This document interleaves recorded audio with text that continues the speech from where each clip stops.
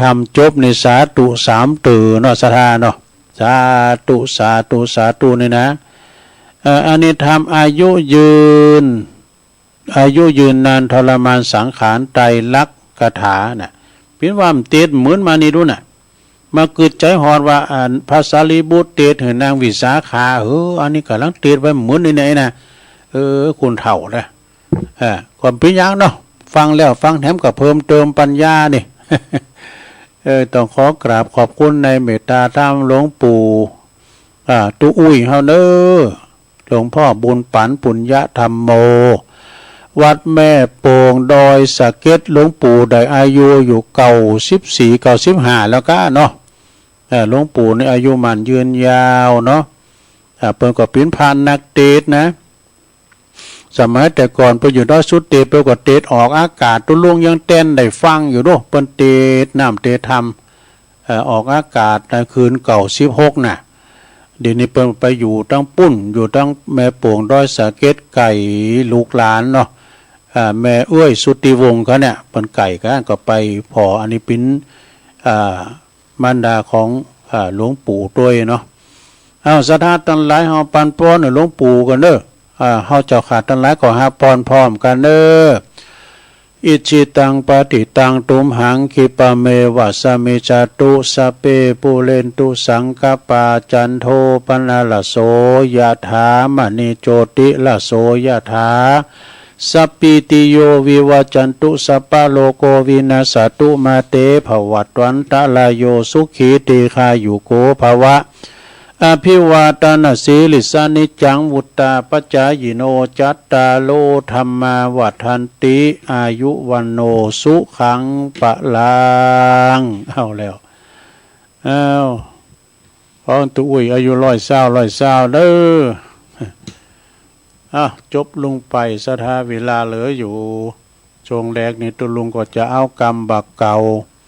เปิ้นว่ากรรมโบราณปิ้นกาเปิ้นกาไหว้วานะสถากรรมบักเก่าเราไหว้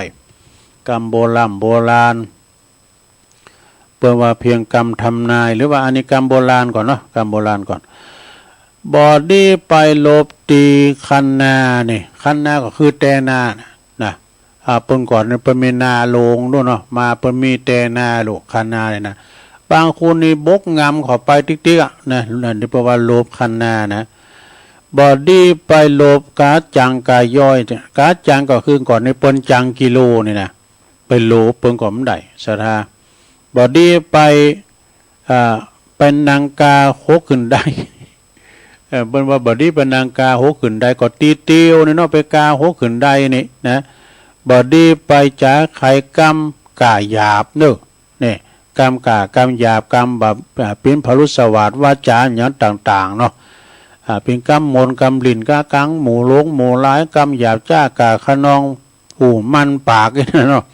เพาะปากเนาะบอดี้ไปซอหาบาปใส่ตัวนี่บอดี้ไปซอหาบาปใส่ตัว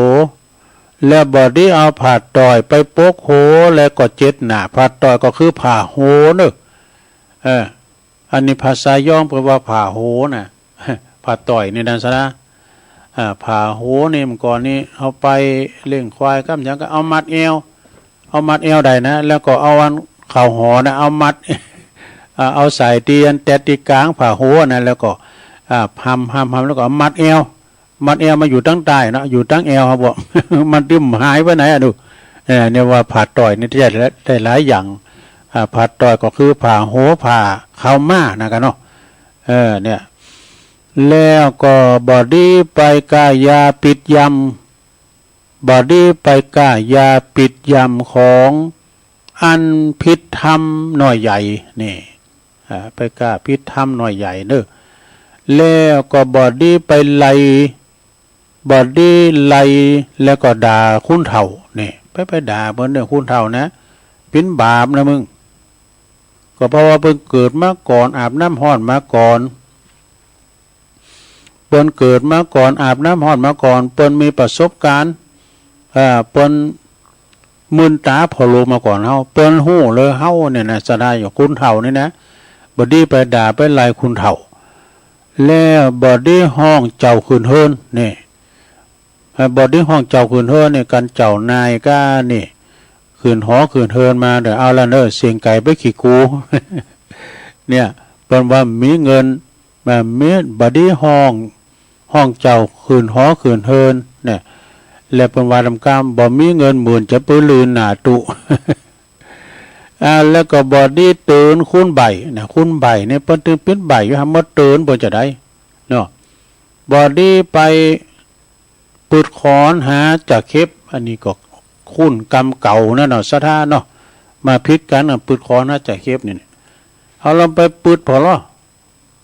ไม่ขอนที่มันนอนอยู่มื้อนี่นะไม่ปีก็ตามเด้อเอาลองไปปืดเราซัดอยู่ปื้นหันจันหลายน่ะสะท่ามันอยู่ปื้นหั่นนะตอนเดิมก็มันจะมีจากแคบเก่าอ่ะนะบอดี้ปาตัดเล็บเมื่อค่ำยามคืนเด้อนี่แล้วบอดี้ห้องผีบอดี้ไปห้องหาผี ไปห้องหาผีนี่บอดี้ด่าจี้และตีภาพมันนี่มันออกได้ทำมาไล่โพดโลกเนอะบอดี้ไปด่าจี้ตีภาพบอดี้ไปด่าปอตีแม่นี่นะอันนี้เป็นกรรมในธรรมมาไล่โพดโลกนะบอดี้ด่าจี้ตีภาพนี่นะการว่าปนจักหามก็อย่าไปสอด นี่นะแล้วก็เป็นว่าบ่ฮู้หือถามบ่งามก็หือย่องการว่าไปแพะไปภัยไปป่าก็อย่าได้ต้ายังซื้อนี่ไปแพะไปป่าอย่าไปต้ายังซื้อการเฮาไปเปไปเฮอจะไปต่างเงิกนี่ต่างเงิกนะพี่เงิกนะกันเนาะอย่าไปนินทาปอเมเนี่ยไปเล่าขวัญปอเล่าขวัญเมนี่บดีเลยเด้อนะเพราะว่าหันเปิ้นมีจะไปไข่ใดหันเปิ้นอยากไล่ก็จะไปดูแควนมีเงินแสนก็อย่าได้ไปโอดอ่างเนี่ยเพราะว่ามีเงินคำแสนก็จะไปโอดไปอ่างเด้อแล้วก็ได้ขี่จ้างแล้วจะไปลืมดิน การว่าเตียวดินก็อย่าไปประมาทมันจังประหลาดโตขุมเนี่ยมันมีขุมนะตังดินเอาเลยนะเพราะว่าถ้าคุณที่ไหนเป็นซุ่มก็อย่าไปพอนี่การไทยมุงที่ไหนนะบ่ว่าเป็นรู้ว่าปิ้นต่อก็จะไปกายเนี่ยต่อนี่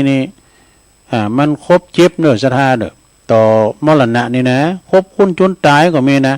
ต่อขุมนี่สำไรแรงว่ะนะมีโง่ควายอย่าไปถามข่านี่อันนี้เปิ้นว่านะสถามีแมงโง่ตัวควายจะไปถามข่าแล้วก็มีจ้างมีมากก็อย่าไปถามฟันนี่โพเมกันหืออู่กันโมนอย่ากล่าวก้ำห่วนจ๋าหารนะโพหืออู่โมนจ้าหวานกันนะจะไปพิษกันอย่าด่าลูกหลานคำโก้เข่านี่ก็ไปด่าลูกด่าเต่าคำโก้เข่านี่มันจะกินบาล้ามอก็เดี๋ยวมันลูกนี้แล้วนะกรรมบาเก่าเปิ้นสอนปันว่าสวรรค์มันอยู่ที่อกเนี่ยนะสวรรค์อยู่ในอกมนนะหกอยู่ในใจก้อนฐานไฟแดงอยู่ที่ปากนี่จะให้จะดีอยู่ที่ปากเนอะจะตุกจะอยากจะสุกจะตุกอยู่ที่ปากนั่นเนาะกองตุกอยากเนี่ยกองตุกกองอยากอยู่ที่ตีนที่มือเนี่ยจุงถือตื้อไว้เนอไหวมันเนอหลานเนอนี่อันนี้คำสอนปู่สอนหลานก็นี่เป็นว่านะบอดี้ขาของเล่งบอดี้เถงเต้าเจ้าบอดี้กินเหล่าสากผีฮะบอดี้พิษเจียงจีหรือวันนักบวชบอดี้ใส่ตัวผู้ตีมีกุลบอดี้ทำบุญเอาหนาจบสระนี่กรรมบักเก่ามันมืนแล้วไม่ได้ว่ามืนแล้วเอาวายกรรมไม่นอนสระเนาะว่าเป็นกัดขาเวลาก็จบเวลาพอดีสระจบเวลาชงแลกพอดีกันนั่นนะ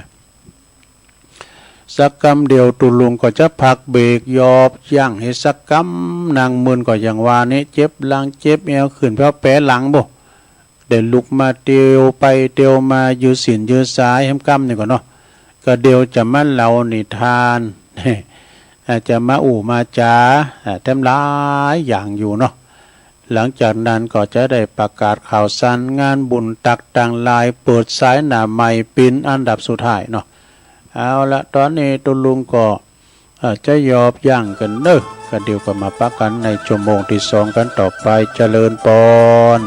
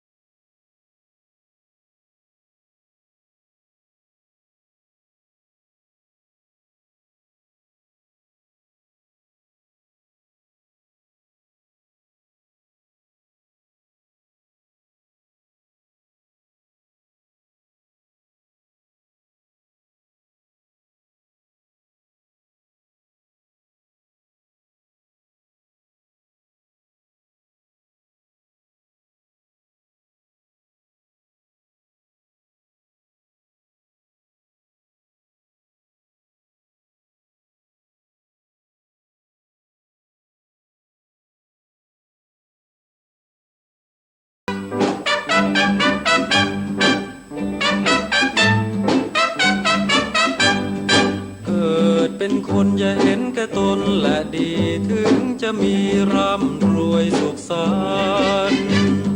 จนหรือมีไม่เป็นที่สำคัญแม้รักกันพึ่งพาอย่าไปตัดไมตรีเกิดมาพึ่งกันผิวพรรณใช่แบ่งศักดิ์ศรีวันนี้เราอยู่คิดดูให้ดีถึงจะจนจะมีอย่าไปสร้างเวรกรรมขืนไปทำชั่วไปอาจต้องใช้กรรมเวร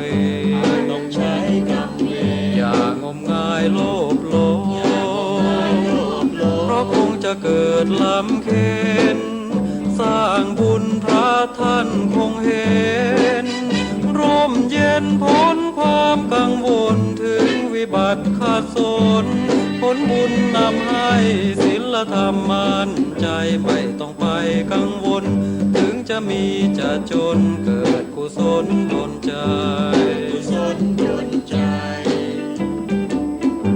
พฤศพภกาสอนอีกุญชรอันปลดปลงโททนเสน่งคงสำคัญหมายในกายมีนรชาติติวางวายมาลายสิ้นทั้งอินทรีย์สถิตทั่วแต่ชั่วดีประดับไว้ในโลกาเกิดเป็นคนอย่าเห็นแก่ตนและดีถึงจะมีร่ำรวยสุขสันต์จนหรือมีไม่เป็นที่สำคัญแม้รักกันพึ่งพาอย่าไปตัดไมตรีเกิดมาพึ่งกันผิวพรรณใช่แบ่งศักดิ์ศรีวันนี้เราอยู่คิดดูให้ดีถึงจะจนจะมีอย่าไปสร้างเวรกรรมขืนไปทำชั่วไปอาจต้องใช้กรรมเวรงมงายโลภโลเพราะคงจะเกิดลำเค็ญสร้างบุญพระท่านคงเห็นร่มเย็นพ้นความกังวลถึงวิบัติขาดสนผลบุญนำให้ศีลธรรมมั่นใจไม่ต้องไปกังวลถึงจะมีจะจนเกิดกุศลดลใจ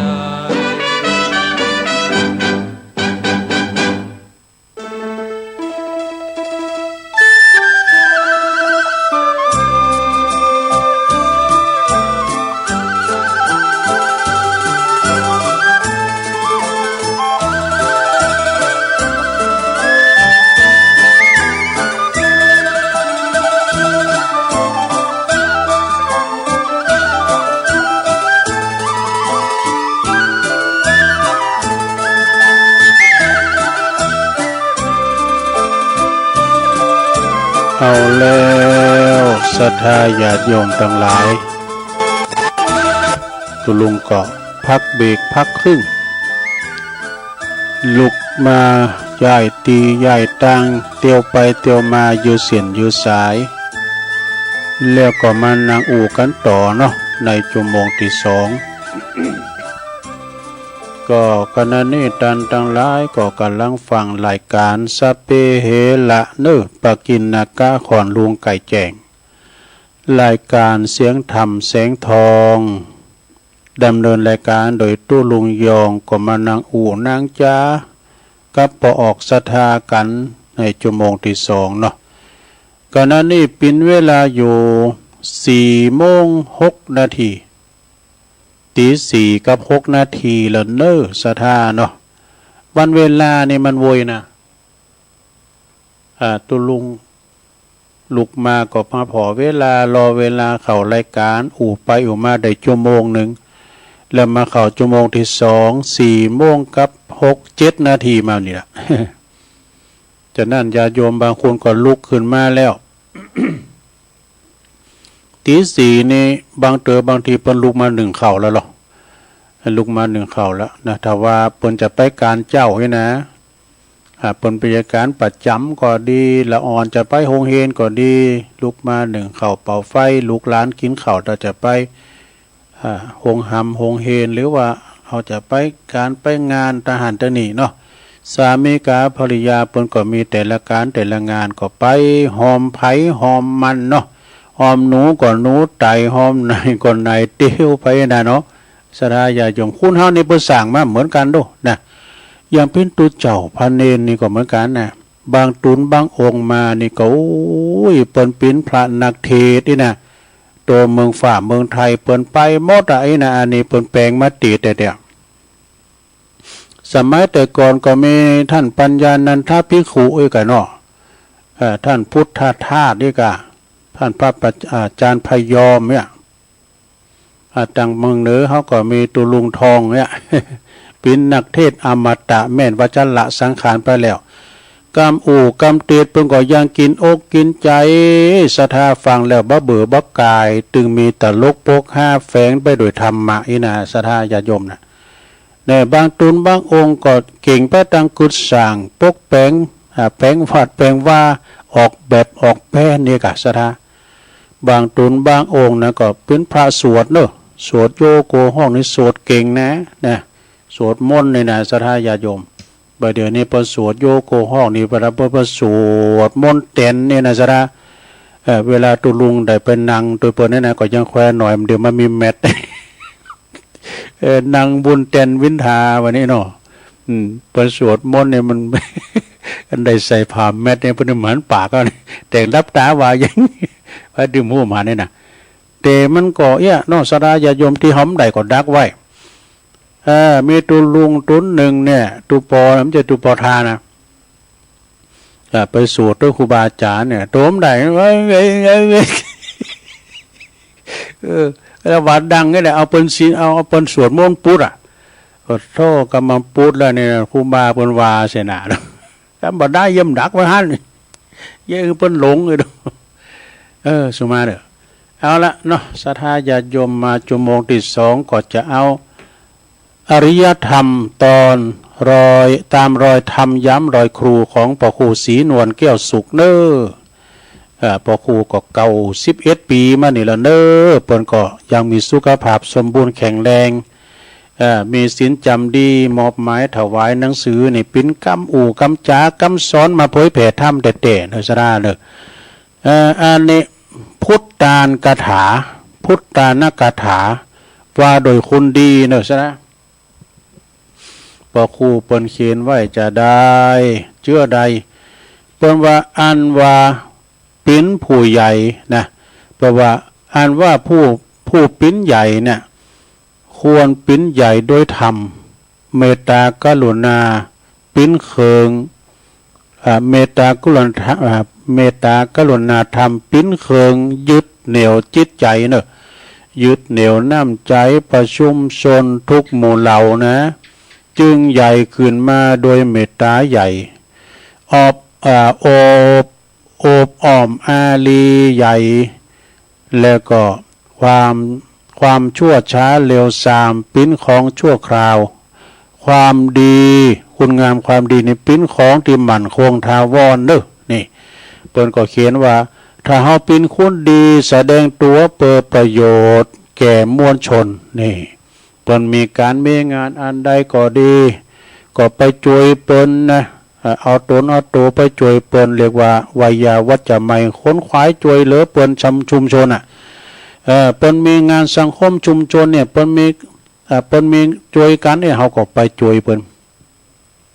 แก่มวลชนเนาะแล้วถ้าว่าคนชั่วเนี่ยเราแสดงตัวเปิดประโยชน์แก่ตนเองเนี่ยหันแก่โถนั่นเนาะคนชั่วนี่หันแก่ตัวเด้อเปิ้นมีการมีงานก็บ่ยอมไปช่วยเปิ้นนี่น่ะแล้วก็คนชั่วเกิดว่าการสร้างบุญสร้างกุศลเนี่ยโอ้ยมันเป็นการสูญเสียว่ะนะเป็นการสูญเสียโดยเปล่าประโยชน์ด้วยหรอกนี่แต่ถ้าคนดีเกิดว่าการเสียสละคือการได้รับเนี่ยบุญบุญเปิ้นว่ายิ่งให้ยิ่งได้ยิ่งให้ยิ่งมีนี่ยิ่งยิ่งได้ยิ่งมีมาดีๆก่อนเด้อซะนะแล้วก็เปิ้นว่าอุปมาเนาะในรถยนต์คันหนึ่งเนี่ยนะซะนะในรถยนต์คันหนึ่งรถเนี่ยก็ตามเด้อรถยนต์คันหนึ่งนะถูกควบคุมด้วยคนขับนะ คุณขับนี่เนี่ยเป็นคุณที่ว่าขับรถขับลาบังคับรถได้โลกทั้งโลกมีหัวใจคือเป็นผู้ขับเคลื่อนนี่ร่างกายของเฮานี่มีหัวใจเป็นขับเคลื่อนนะก่อนที่เฮาจะได้หยังมาจากไผนี่เฮือได้หัวใจของเขามาก่อนนี่หลังจากนั้นหลังจากนั้นก็จะเฮือได้ทุกสิ่งทุกอย่างแก่เฮาโดยความเต็มใจตัวลุงยังกือได้อาจารย์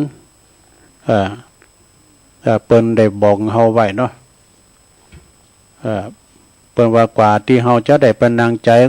กลางใจเปิ้นต้องเสียสละต้องทำคุณงามความดีให้เปิ้นได้ไว้วางใจท่านพระมหาทองสุขนี่กันเนาะท่านพระมหาทองสุขสิทธิสุรินทร์เนี่ยเปิ้นอยู่บ้านบ้านเหล่าประจอดไร่เขียวเมื่อก่อนนะเปิ้นก็บวชอยู่ที่วัดพระพุทธบาทตากผ้าเมื่อไปเปิ้นก็ไปอยู่ตั้งกรุงเทพฯพุ่นนะเปิ้นเคยเอาญาติโยมมาช่วยตัวลุงสั่งโบสถ์สั่งหยังตั้งวัดตั้งวาจุนว่าแล้วเสร็จหมดเปิ้นก็บอกว่าก่อนนี้เปิ้นอยู่พุ่นน่ะอยู่กรุงเทพฯพุ่นนะต้องทำคุณงามความดีต้องทำให้เปิ้นได้หันนะมีผลงานอย่างอันนี้แม้แต่ไปบิณฑบาตเนี่ยตัวนี้แต่ว่าไปถึงวันนี้ตัวตุนอื่นมาเปิ้นผ่านนะเปิ้นใส่พุทธาใส่ก็เฮานะไอ้ดูแต่เฮาไม่ได้ไปนี่ต้องโทรบอกเพิ่นนะเปิ้นจะเกมคู่ไว้นะแต่ว่าไม่ได้ไปเนอะนะวันนี้เจ้านี่ไม่ได้ไปเปิ้นจะบอกก่อนจะโทรไปบอกอีกอะเนี่ยกว่าจะได้นั่งในหัวใจเขาเนี่ยโตอีน่ะเปิ้นว่านะต้องเสียสละหลายอย่างตามแต่มันนางกลางหัวใจกับมันเปิ้นเจอเฮาแล้วเปิ้นเจอติ๊กๆซะนะเนาะคนดีเป็นอย่างอีเนาะซะนะคนดีในประว่ามองเห็นทั้งองค์ประกอบทางวัตถุและจิตใจเนอะคนดีนะพอหันตั้งองค์ประกอบทั้งวัตถุและก็จิตใจถ้าคนชั่วนี่พอหันได้แต่ทางวัตถุอย่างเดียวนะแต่คนดีคือผู้ฉลาดผู้เฉลียวชาญฉลาดเนอะคนดีนี่เป็นผู้เฉลียวชาญฉลาดทุกสิ่งทุกอย่างแต่ถ้าคุณบาดีในเราก็คือคนโง่เขลาเบาปัญญาหาความดีไม่เจอ ถ้าอยากรู้ว่าอนาคตจะเป็นอย่างไรก็จงดูว่าปัจจุบันบ่เดี๋ยวเนี่ยปัจจุบันบ่เดี๋ยวขณะเนี่ยเฮาทำมันอย่างไว้นี่แล้วก็เข็มทิศตีใดเป็นเคืองเข็มทิศตีใจเป็นเคืองนำทางชีวิตนะอยู่ในมือของคนทุกคนนี่เข็มทิศนะสดามันจะจี้ไปทางใดก็อยู่ที่ตัวเฮาจะจี้ไปทางสวรรค์นิพพานจะจี้ไปทางหมอนะโลกัมอย่างนี้มาอยู่ที่เฮาเนี่ยเด้อสดาเด้อเข็มทิศนะอันนี้ก็จบลงไปเนาะต่อไปก็คติธรรมอันนี้เป็นพุทธดำรัสเนอะเกิดเป็นคุณพึงรักษาความดีของตนไว้เหมือนเกิดรักษาความเข้มไว้ได้ตลอดฉันนั่นนี่จบสรายโยมนี่อันนี้จบเฮ็ดอีกก่อนเนาะจบเฮ็ดเอาอีกก่อนตอนนี้ไปตัวลุงก็จะได้เอาข้อคิดเนอะมาเล่าสู่จู้กันฟังทำกรรมหนึ่งนะปินนิทานเนาะมหามังกรชาดกนี่นะปินนิทานมหามังคลชาดกนี่มันจะปินจะใดศรัทธาก็ลองฟังพอเนอะนะแล้วก็จะมีคติธรรมสอนอกสอนใจหลายอย่างนะลองฟังกันพอก็แล้วกันมหามังคลชาดกนะดำเนินมาว่าจะได้มหามังคลชาดกมงคลคาถานะประวัตินาเชตวันวิหารพระพุทธเจ้าปรารภถึงมงคลสูตรจึงตรัสชาดกเรื่องนี้เปิดสอนให้ภิกษุทั้งหลายหันถึงเหตุผลแห่งมงคล8ประการเด้อ8อย่างนั่นละสดาเด้อพิจารณาก็ลองฟังพอดูในอดีตพระตถาคตของเฮาในเสวยพระชาติเป็นลักขิตดาบท ลักขิตดาบทนะบำเพ็ญเพียรอยู่ในป่าจนสำเร็จฌานได้นะมีลูกศิษย์ลูกหามากมายเนอะข้างหนึ่งศิษย์ผู้ตีไปบิณฑบาตยังเมืองปาลาณสีก็ได้มีเจ้าบ้านมาใส่บาตรกันหนักกันหลายเนาะแล้วก็เปิ้นก็เลยกล่าวถึงมงคลคาถาถามมงคลคาถากับตุเจ้าหนุ่มเปิ้นฮู้แต่เด็กกันเนาะถ้าว่าบรรดาศิษย์ทั้งหลายนี่บ่ทราบบ่ฮู้นะจึงกลับมาถามพระอาจารย์เนาะลักขิตดาบทก็จึงกล่าวว่าโอ้ความเป็นสวัสดิมงคลของบุคคลนั้นประกอบไปด้วย8ประการเกินเนอะลูกศิษย์ลูกหาทั้งหลายศรัทธาญาติโยมทั้งหลายเนาะ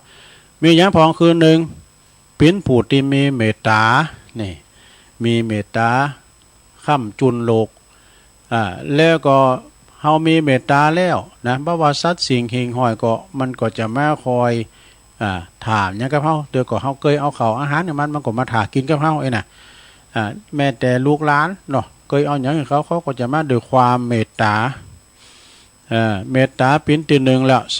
2ฮู้จักอ่อนน้อมถ่อมตนว่ะฮู้จักถ่อมตนอ่อนน้อมถ่อมตนคุณเฮานี่ไปไหนนะจะไปเอาเปิ้นว่าโง่ไม่เป็นใหญ่ไม่ได้จะไปปุขุนเตอกะ กันไปก็ว่าโอ้วัฒนธรรมบ้านตุ้มจังอี้มันต้องอย่างอี้ต้องงานไปรู้ประเพณีเปิ้นนะอ่อนน้อมถ่อมตนต่อไปเป็นที่3ข้อที่3นี่เป็นว่าอย่าไม่ดูถูกชาติกำเนิดของมิตรนี่มิตรเกี่ยวสหายคำนี่เปิ้นสื่อสายต่อเฮาแล้วจะยาขาคูดเปิ้นจะตุกอยากดีมีจนจะได้กดตามจะไปดูถูกดูแควนเปิ้นเด้อเนาะไม่ดูถูกชาติกำเนิดของมิตรข้อที่4ไม่ทำลายมิตรเนี่ยไปทำลายกันบ่ได้นะไปหักหลังมิตรนี่บ่ได้นะเนาะข้อที่5ภรรยาต้องรู้จักปรนนิบัติสามีนี่อันนี้ก็มงคลแถมข้อนึงนะมงคลข้อที่6นี่หยังจงรักภักดีต่อผู้เป็นนายเป็นเจ้าเป็นนายเนี่ยนะเฮาอยู่กินกับเปิ้นก็ต้องฮู้จักจงรักภักดีนะเป็นคุณขับรถให้เจ้านายก็ดีเป็นหยังก็ตามก็คือมีความจงรักภักดีมีความฮักความปิ้นโหงนะคอยระแวดระวังให้กับเจ้านายอันนี้ถือว่าจงรักภักดีต่อผู้เป็นเจ้านายนะมงคลข้อที่7ศรัทธาญาติโยมเจอในกฎแห่งกรรมนี่อันกรรมนี่แน่นอนศรัทธาญาติโยมเรื่องกรรมลิขิตนี่ในไผหลีกเลี่ยงบ่ได้อย่างกรรมตั้งนอกตั้งโลกเนาะไปชดใช้กรรมที่ในตารางมันจะแน่นอนเนอะการเลยว่าเวลาว่าเปิ้นมีเงินก้างง่างก็ได้ก็เริ่มติดกรรมนี้ได้แต่ว่าเคาะกรรมที่มันจะติดซอยหอตามเข้าไปเนี่ยมันถึงบ่ลืมเจ้าหรอกกรรมนี่นะชดใช้กรรมจนได้แม้แต่ชาติหน้าจะได้ก็ตามกรรมที่ตามไปกูจาดซะนะแต่กรรมกับปอกับแม่นี่จาดเนี่ยเนาะกรรมติดโหจะหลุดคือจาดเนี่ยเนาะ7เนี่ยเชื่อในกฎแห่งกรรมข้อสุดท้ายข้อที่8ถึงพร้อมด้วยศีลเนี่ยสิ่งเหล่านี้เรียกว่ามงคล8ประการเด้อมงคล8ประการเด้อซะนะเมื่อขอความมงคลปรากฏแล้วศิษย์ทั้งหลายก็กลับไปสอนความมงคลแก่เจ้าบ้านก็ชื่นชมยินดีในมงคลทั้ง8นะเรื่องนี้ก็การละต่อมาศิษย์อาวุโสก็คือพระสารีบุตรส่วนว่ารักขิตดาบทนั้นก็คือตถาคตก็คิดเรื่องนี้เปิ้นสอนว่าผู้ที่มีมงคลทั้ง8ประการยอมได้ชื่อว่าควรสรรเสริญเนอะนี่จบศรัทธาญาติโยมดูมันเรากรรมนี่แหละนะบางทีตุลุงก็ไม่ได้จดได้ขีดไว้ก็มาเราซ้ำก็เพิ่มเติมปัญญาไปศรัทธาเนาะว่ากันศรัทธาญาติโยมก็ฟังกันไปนะหลายตีหลายตางแต่ก่อนอื่นนั้นตุลุงก็ขอประกาศ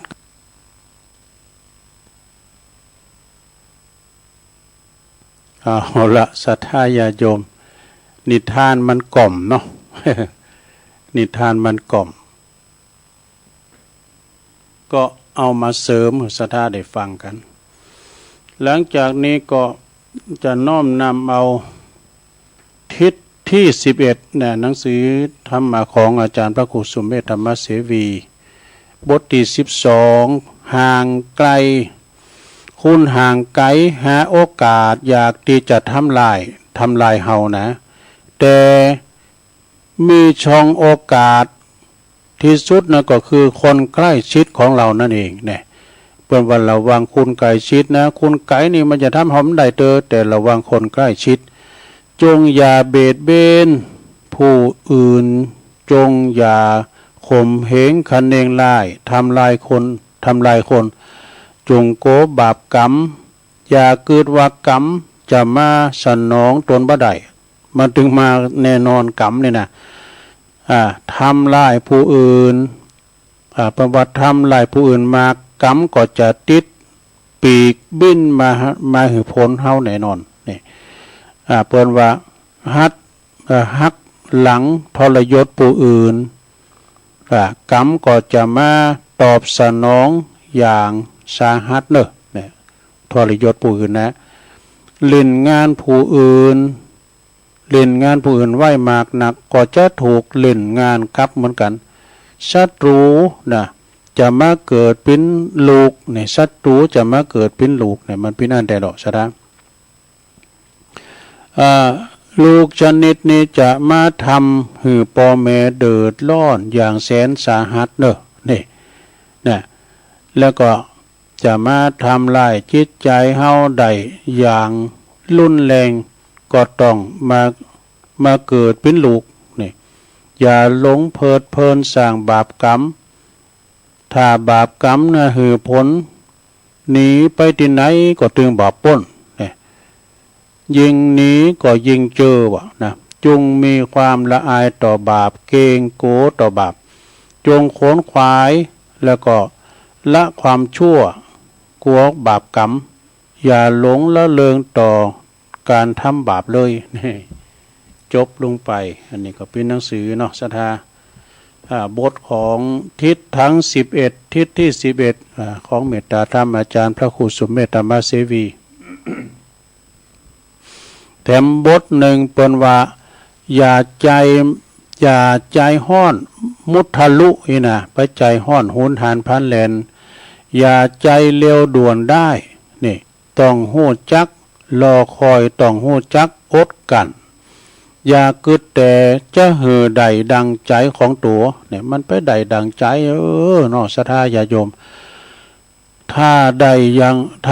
ดังใจทุกอย่างระวังนิสัยจะเสียวะนี่แต่ความผิดพลาดนี่นะศรัทธาความผิดคาดผิดหวังความผิดขาดผิดหวังก็คือลดเพศของชีวิตนี่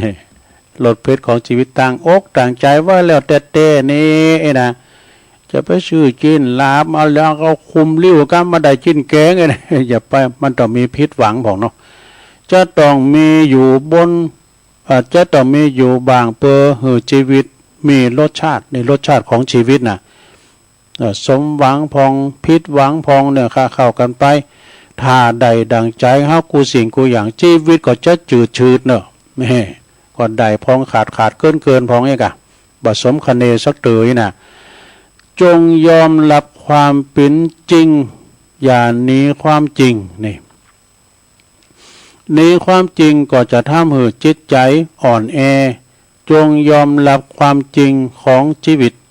อย่าหวั่นไหวต่อความขึ้นลงของชีวิตเนี่ยชีวิตมันมีขึ้นมีลง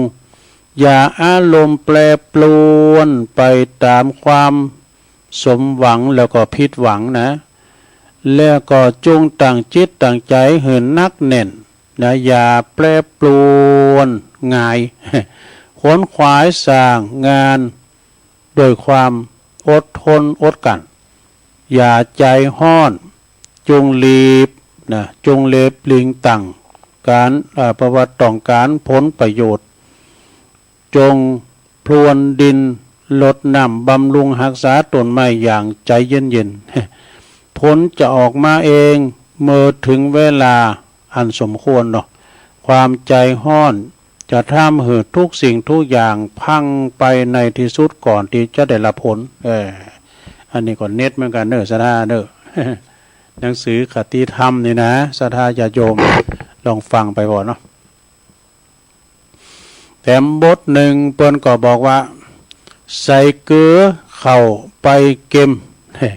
ถ้าใส่น้ำตาลเข้าไปก็จะหวานเนี่ยถ้าใส่เกลือเข้าไปก็จะจิ้มนะสถาญาติโยมนะเกลือเนี่ยมันมีจางเนอะสถาแต่ได้มาแล้วเกลือเนี่ยเปิ้นจึงมีคติธรรมว่าจงรักษาความดีเหมือนเกลือรักษาความเค็มเนี่ยเกลือมันมีจางนะมีกระจิ้มอย่างเดียวเนาะน้ำตาลก็เหมือนกันน้ำตาลมันจะคุมไปปินไปบ่ได้น้ำตาลเข้าจะหวานเนี่ยใส่น้ำตาลเข้าไปก็จะหวานเนี่ยไก่อันยังก็จะกลายเป็นอย่างนั้นเนอะนะไก่ยังก็จะกลายเป็นอย่างนั้นอ่ะจับช็อกนี่เป็นเขียนน่ะกระดานจับช็อกก็จะเป็นสีขาวจับฐานก็จะเป็นสีดำในฐานดำเนี่ยนะจะเป็นสีดำอย่าดูถูกสภาพแวดล้อมว่าจะมีอิทธิพลต่อเฮานะคุณเฮาเป็นแป้งใดเพราะสภาพแวดล้อมนะผู้ฉลาดยอมค้นคว้าเข้าหาสภาพแวดล้อมที่ดีเนอะอย่าค้นคว้าคบมิตรเข้าสู่สมาคมติดเพื่อว่าอย่าค้นคว้าคบมิตรดียอมนะสุมาด ยอมค้นคว้านะคบมิตรดีเข้าสู่สมาคมที่ดีเนอะการคบมิตรการคบมิตรดีก็สามารถช่วยให้เฮาดีขึ้นเนี่ยอย่าคบเปื้อนชั่วอย่าเข้าหาสิ่งชั่วจงขวนขวายเข้าหามิตรดีๆเปื้อนดีๆสมาคมดีๆนะจะช่วยให้เฮาเจริญรุ่งเรืองในธรรมขึ้นมาได้อย่าไปคิดว่าสภาพแวดล้อมประสำคัญนะเนี่ยสถาญาติโยมเนาะสภาพแวดล้อมเฮาในสำเตอก็เอาไปพอแล้วสถานะคนที่เป็นอยู่แออัดอยู่ในสลัมนะเหมือนกันหมดมีความตุกเหมือนกันหมดสถาก็เป็นดีเห็นดูนะการเฮาอยู่เนาะเฮาอยู่ไก่วัดไก่ว่าไก่สถานศึกษาไก่โฮงหามโฮงเฮเนี่ยไปมาหาสู่กันได้วันนี้วันศีลเฮาก็ไปใส่บาตรญาติปกไปทำบุญที่วัดอีกอ่ะวันนี้เฮาไม่ค่อยสบายก็ไปตีรพสตอนามัยก็ดีไปโรงยาก็ดีนะเนาะวันนี้ตั้งโรงหามโรงเฮนเพื่อจะแจกทุนนี่นะเฮาก็ไปโรงเฮนเนี่ยนะสระเนาะแถมบทหนึ่งอันนี้เป็นบทที่12เนอะสถาอันนี้หนังสือทิศที่11เปิ้นก็บอกว่าคุณห่างไกลหาโอกาสอันนี้บทที่13กันเนาะบทที่13เปิ้นว่าเมื่ออยากไล่ก็ประจบประแจงคุณมังมีนี่แล้วก็เมื่อว่าเฮาได้ดีมีสุขก็เย่อหยิ่งถือดีลืมตัวลืมตนเนี่ยอย่าลืมตัวเวลาเปิ้นมังมีสีสุขก็ไปขอปึงบุญก็เปิ้นนี่นะเวลาโตมีสุขแล้วเย่อหยิ่งก็ลืมบุญลืมคุณของเปิ้นนี่นะสระเนาะอันนี้ก็คือคุณธรรมดาที่มีอยู่เกินโลกนะสถามันจะมีกระหมูเฮานะมันจะมีกระหมูมันมีเกินโลกว่ะคุณค่าของคุณชนิดเท่ากับก่อนหินกรวดทรายนี่คุณค่าของชนิดคุณค่าของคุณชนิดนี้ที่ว่าขี่ลืมโตน่ะเพื่อว่ามีกาเท่ากรวดเท่าทรายเมื่ออยากไล่ก็ค้นขวายเมื่ออยากไล่ก็ค้นขวายอดออมเสริมสร้างพัฒนาคนพัฒนาตนเมื่อวันดีมีสุขขึ้นมาก็หันอกหันใจจวยเหลือผู้อันด้อยโอกาสเนาะผู้ด้อยกว่าอันนี้ก็คือเป็นว่าอันนี้คือมหาบุรุษดีหาได้ยากในโลกเนอะ เมื่อเฮามีเฮาก็ค้นคว้าเสาะเบหาเงินเวลามีแล้วก็ช่วยเหลือเปิ้นสังคมไว้น่ะคุณแบบนี้เนี่ยหาได้ยากในโลกว่ะนะคุณค่าของทันยอมปลีประดุจเพชรเนอะประดุจเพชรพลอยคำทองคำนี่สะดาอยากดูธาตุแท้อยากดูธาตุแท้ของคนต้องดูขณะเจอเรื่องวิกฤตเนี่ยเจอเรื่องวิกฤตมานะตกทุกข์ได้ยากพอมนุษย์นะหรือว่าดูตอนตีได้เปรียบและปิ้นต่อนะตอนนี้เขาได้เปรียบเรื่องมังมีสีสุกเลยนะมาพอตอนนี้เด้อในยามพิษหวังนี่นะสะ ในยามพิษหวังอย่างแรงกับสมหวังอย่างแรงเนี่ยคนส่วนใหญ่จะแสดงถาดแถะออกมาเด้อจะลืมตุกเมื่อได้สุกแล้วนะจะลืมตุกแล้วก็ระวังเหตุการณ์วิกฤตจะมาแสดงหือหันว่าคุณบ่มีความเป็นสุภาพชนเท่ากับภาพที่พยายามอำพรางแสดงเนี่ยระวังเหตุการณ์วิกฤตจะมาทำให้ชาวโลกหูจักถาแท้ของคุณนั่นเองจบลงไปซะนะเราก็ปิ้นตะกุกตะกักไปหน่อยเนอะสถาญาติโยมทั้งหลายเราก็ปิ้นตะกุกตะกักไปหน่อยตอนนี้ไปตุลุงเอานี้มาไว้กันเนาะอันนี้ปิ้นของว่ากันแต่พองลินพองนะปิ้นของแต่พองของลินพองมาเราสู่จู้กันฟังแบบศรัทธาญาติโยมทั้งหลายแต่เจ้าก่อนเราเรื่องนั้นไปแล้วนะเรื่องกรรมบักเก่าเราไว้ตอนนี้ตุลุงก็จะน้อมนำเอาตั้งคติธรรมทฤษฎีบัวพ้นน้ำของอาจารย์มหาประสิทธิ์ธรรมาภินันโทมาสกรรมกันเด้ออันนี้เปิ้นเราฟังว่าเชื่อใดทำงานไปโดยจิตอาสาอันนี้ทำงานด้วยความรับผิดชอบนะเปิ้นว่าทำงานไปโดยจิตอาสาแล้วก็รับงานมาหูจักปรุงแต่งแต่งงานมาแล้วก็หูจักปรุงแต่งงานตัวเองนะหูจักแบ่งแล้วก็ส่งตรงคนตรงเวลาเนี่ยเกิดปัญหาอย่าปฏิเสธความผิดรับผิดชอบเนี่ยเป็นความผิดชอบรับผิดชอบของข้าพเจ้าเองข้าพเจ้าขอรับผิดชอบแต่เพียงผู้เดียวเนาะหาคำตอบในความสำเร็จและก็ความผิดพลาดนี่มันผิดพลาดตอนได้นะเนาะเพิ่มความฉลาดด้วยการอ่านและก็ศึกษา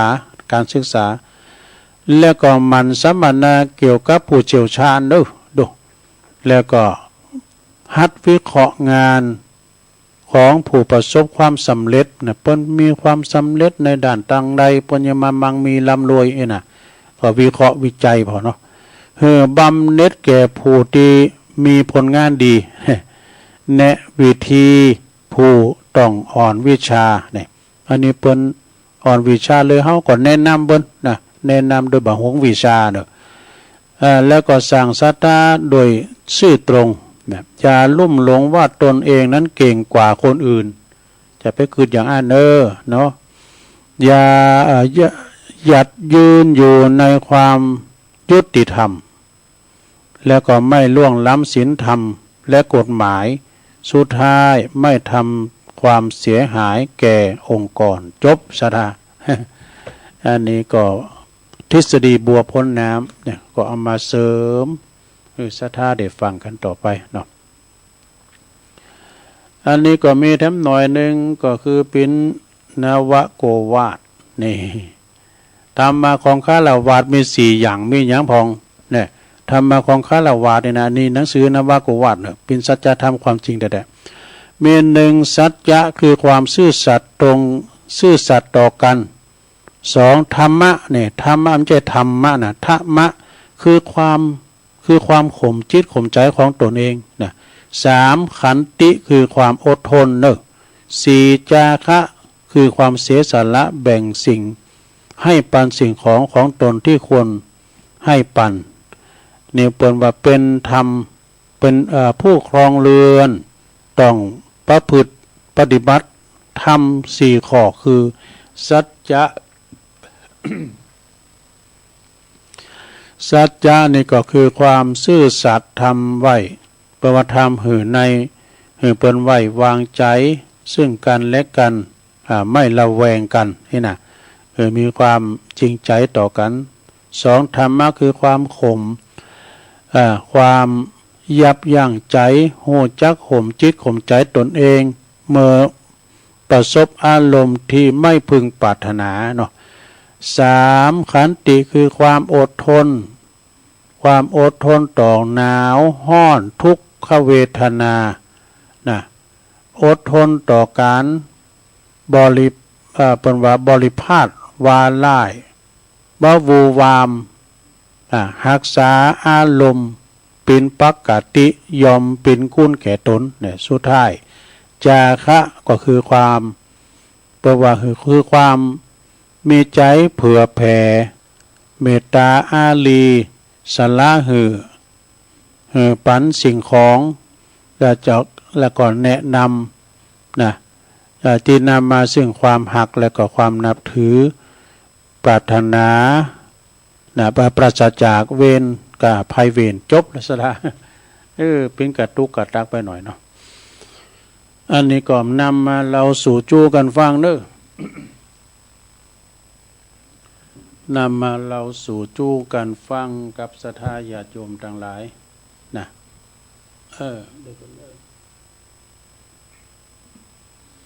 เพื่อขอประกาศข่าวสารงานบุญสักหน่อยเด้อศรัทธาญาติโยมเนาะก็ไก่มาแล้วที่เพิ่นจะต้านเตนวันที่20กรกฎาเนาะที่ปุ้นอำเภอสะเมิงปุ้นนะ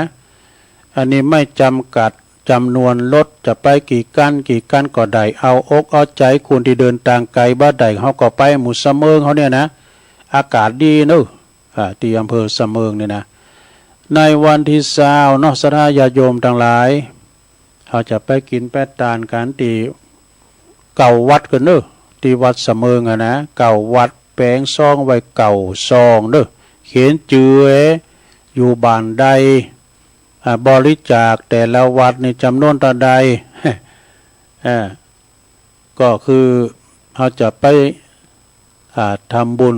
ตานเตนวัดสาของคืนสีขาวของเฮานี่โดยการนำของท่านพระครูอภิวัฒนาวิกรมประธานคืนสีขาวพร้อมโดยครูบาอาจารย์ตึงไปในไปนอกไปในก็มีนักเด้อ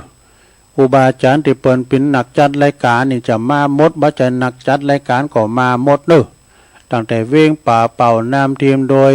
ท่านพระครูปฏิภาณธรรมทินตุลุงดอยเฮานี่จะนำทีมมาเด้อ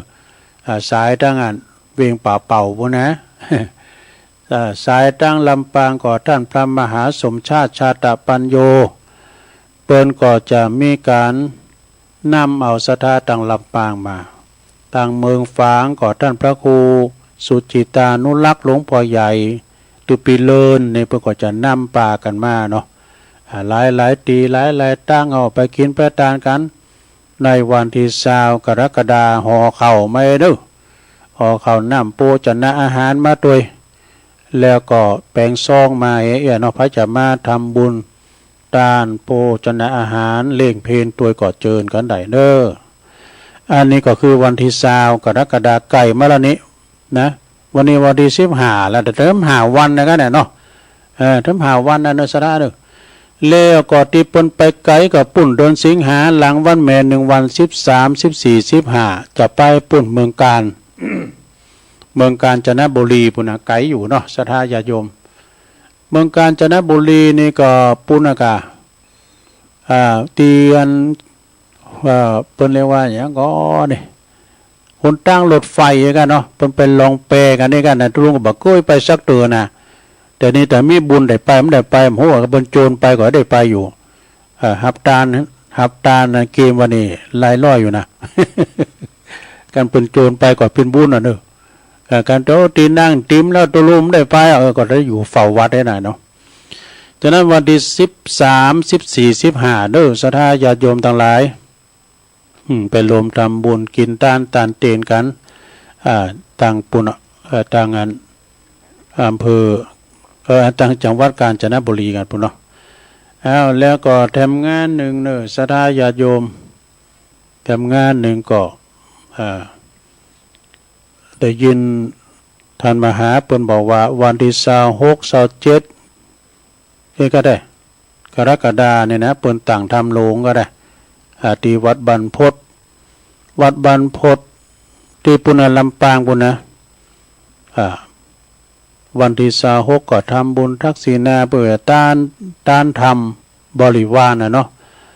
ทำมาลายเก่ามาลายปลายทำกาถาปั้นกานี่อานิสงส์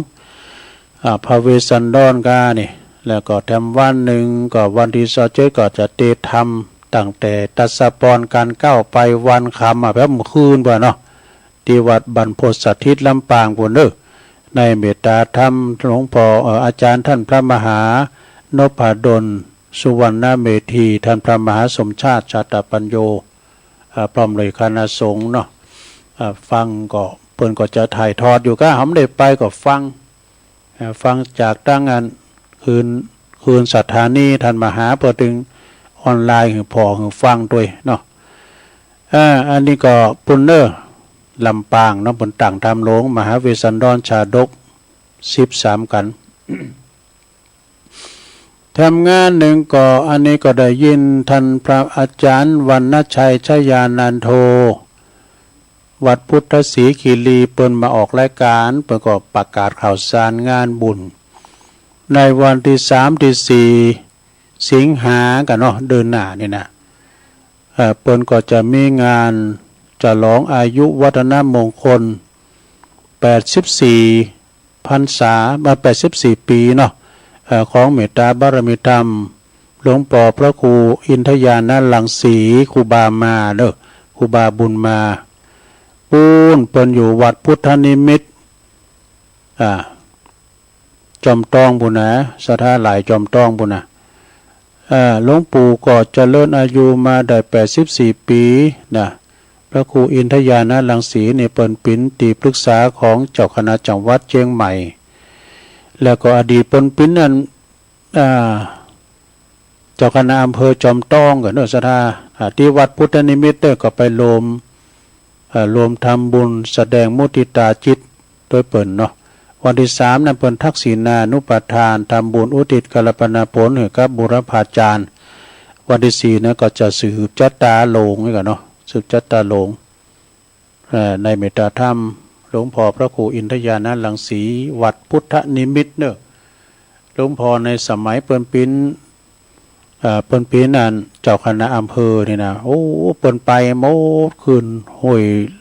ลุงดอยไปตีธุรการด้านที่เขตปกครองเปิ้นนะในเขตอำเภอจอมทองเนี่ยเปิ้นจะไปปิ้นกำลังอกกำลังใจให้กับตูหนุ่มเน่นหน่อยที่อยู่ตั้งห่างไกลจากบ้านจากเมืองจากตีเจริญนะขึ้นบุญเขาบุญดอยเขตปกครองเปิ้นไปโมดนะในเมตตาธรรมเปิ้นเนาะประเด็นนี้เปิ้นเป็นที่ปรึกษาเจ้าคณะจังหวัดเชียงใหม่วัดพุทธนิมิตรแล้วก็ทำงานหนึ่งนี่ศรัทธาญาติโยม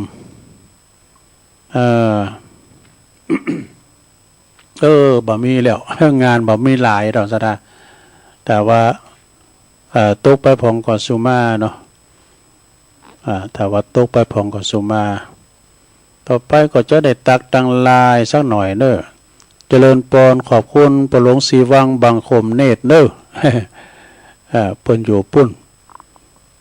อยู่ตีต้องไฟด้อยแดนตุงปู่แดงก็วังแล้วนี่ลายหายไปได้เดี๋ยวนี้มาทำแล้ว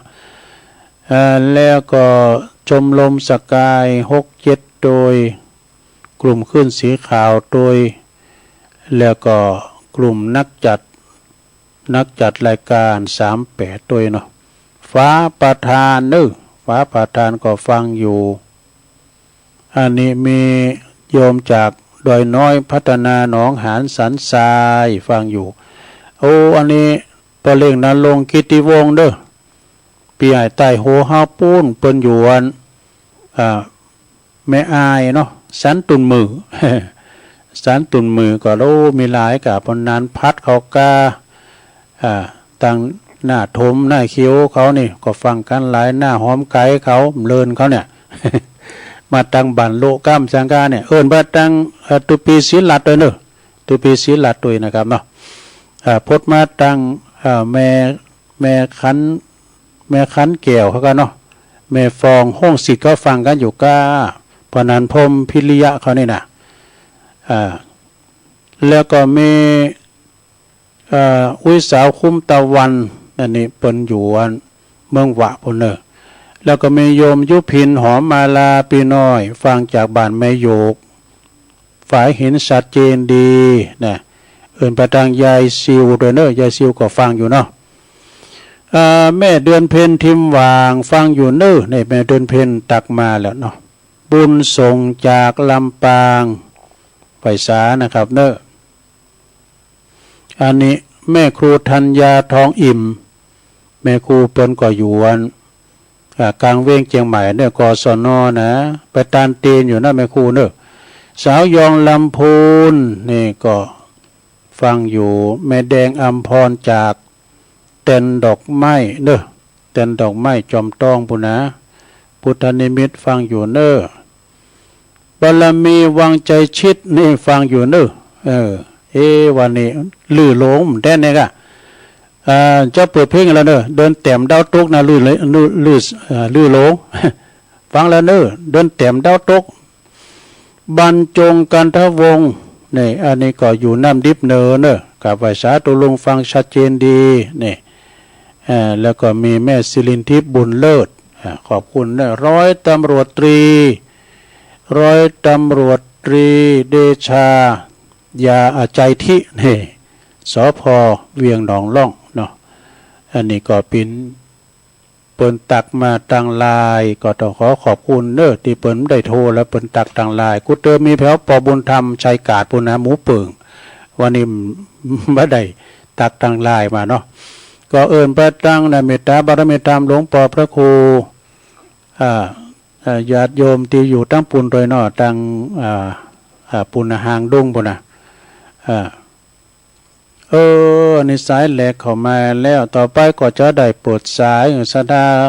ได้โทรกันเข้ามาเด้อ0899556506เจริญพรเจ้าไว้พระเจ้าก็อันข่าวหำของเจ้ามีนะมันมีถึง6 ตอนนะเจ้ามีบางทีแบบปฏิธรรมตนยอมเจ้า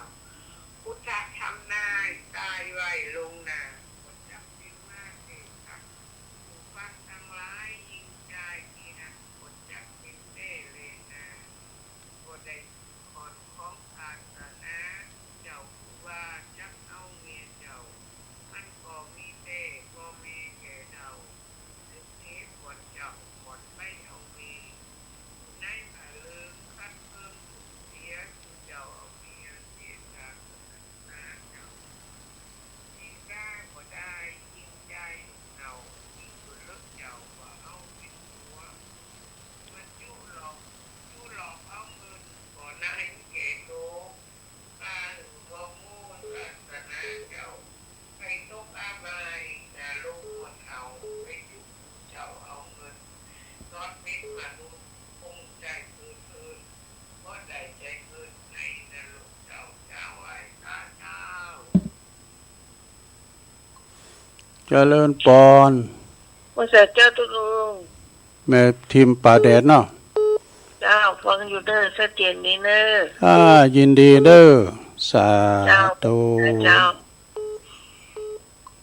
เจริญพร กราบนมัสการท่านเจ้า สายบุญมาแล้ว วิทยุดักซับ โอ้ ที่ไม่น้อยออกเนี่ย ดักไว้เดี๋ยวดีแล้วเดี๋ยวแป้งก่อนอ๋อเป็นนะอู้ไปเรื่อยก็ได้ ครับ ครับโอ้